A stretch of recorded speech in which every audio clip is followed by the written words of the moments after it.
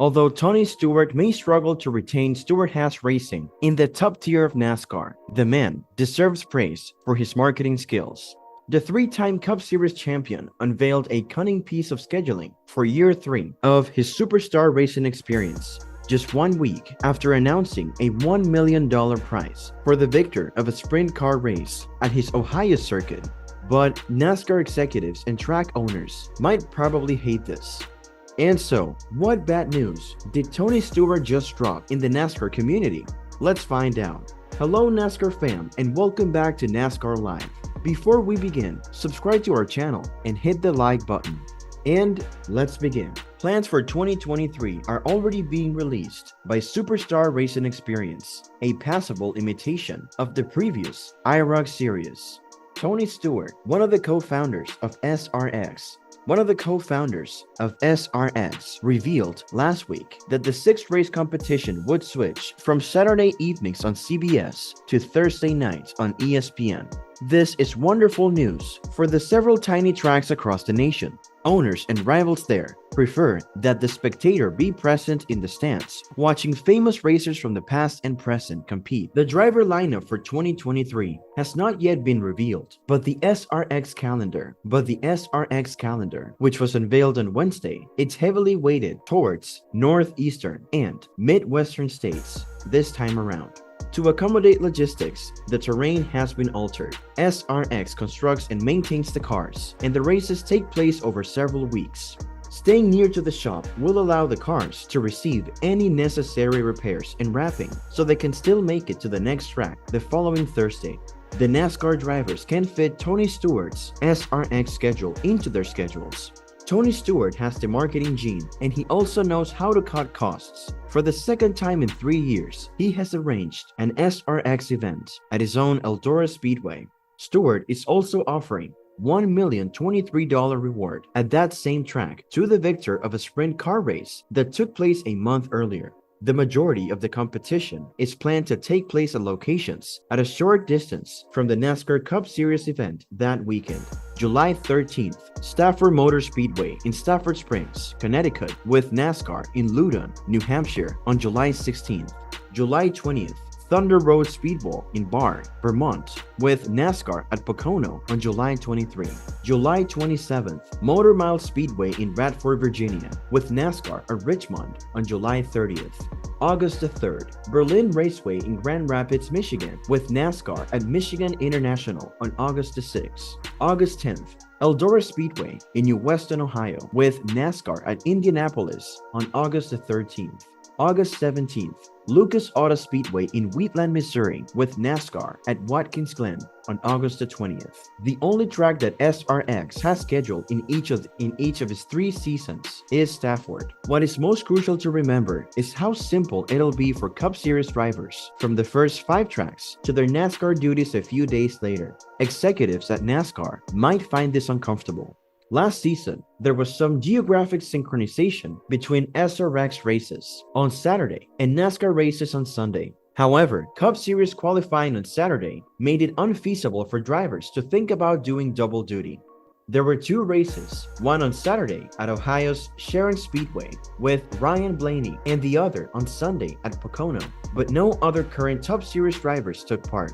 Tony Stewart, a co-founder of SRX, may have a simpler time persuading some notable individuals to give it a shot this time. The Stewart-Haas Racing Garage might be a good place to start the hiring process. Kevin Harvick tweeted the race information along with the hashtag Stafford Speedway, and the future Hall of Famer replied, looks convenient.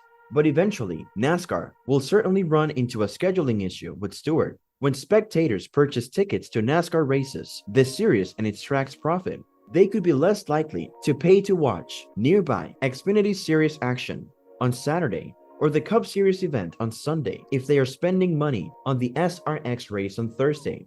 After SHR was hit with 2 significant fines in the later months of the previous season, Stewart probably doesn't care too much about offending NASCAR. But if Cup Series drivers attend the bulk of the SRX races in the upcoming season, this may be setting the parties up for a confrontation. However, Tony Stewart is simply shaped differently.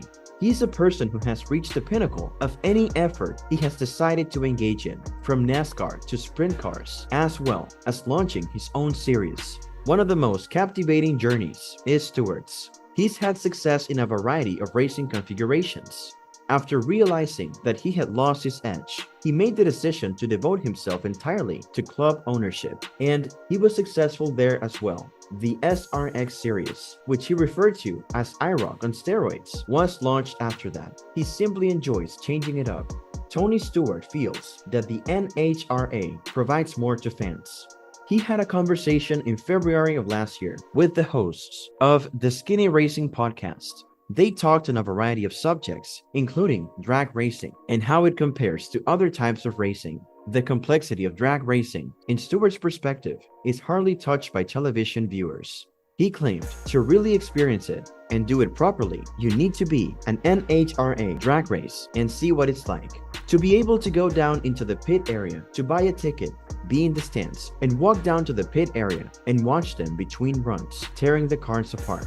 Pit visits are expensive and infrequent in dirt racing or NASCAR. Nevertheless, not in this instance. You don't need to purchase a pit pass like you would in a NASCAR or dirt race. When you purchase a grandstand ticket, the same ticket also entitles you to access the pit area where you may observe John Force, Cruz Pedregon, Matt Hagan, and Leah Pruitt while they work on their vehicles. Taking Bristol as an example, a 3-day pit pass in 2022 would cost $195. On the other hand, admission to an NHRA event starts at just $59 per person. That price difference is significant. Having access to the pit lane would be very important to the supporters. Maybe supporters should take Tony's advice to heart. NHRA's operational challenges in comparison to NASCAR's. Stewart has witnessed a lot of racing and has worked behind the scenes for many years. His opinions are therefore highly valued. You best take him at his word when he says something is challenging. To make a motor apart, put it back together, perform the warm-up, and get it back on the line in an hour. He mentioned this to the podcast hosts as they discussed the NHRA drag races. That is impressive to watch, a stunned Stewart remarked. Although he is aware of how challenging it is to set up a car, doing so while under time pressure is impressive. The turnaround is, the closer the end of the day, the shorter the turnaround is. So by the time these men are done, you would sit there and think, oh, they've only made 4 runs during the day. How challenging can it possibly be? Well, the amount of time that it takes during the day to perform everything they must do to make 4 runs is astonishing. So that's why I'm passionate about it. I mean, I love what I do with NASCAR and sprint car racing. I just appreciate adding this dimension to it. It's quite exciting. One thing is made quite obvious in this Tony Stewart interview. Fans should visit venues like the NHRA to diversify and improve their racing experience. On the other hand, let's take a look back at how Matt Kenseth's 2003 victory changed the course of the NASCAR Championship for good. The majority of NASCAR fans initially disliked the chase format because they thought it was an unnatural way to choose a winner, at least in the beginning. Significant changes occurred during the 2004 NASCAR Cup season that still have an effect on the sport today. The 2 biggest modifications were, alongside RJ and Winston, after Reynolds, their 33-year sponsorship of NASCAR's Cup Series at the conclusion of the 2003 campaign. Nextel was named the series' main entitlement sponsor. A significant alteration in how teams qualified for the Cup Championship was also brought about by RJR's withdrawal. Before 2003, teams completed each season had organized its rankings at the time of its founding in 1948. Simple.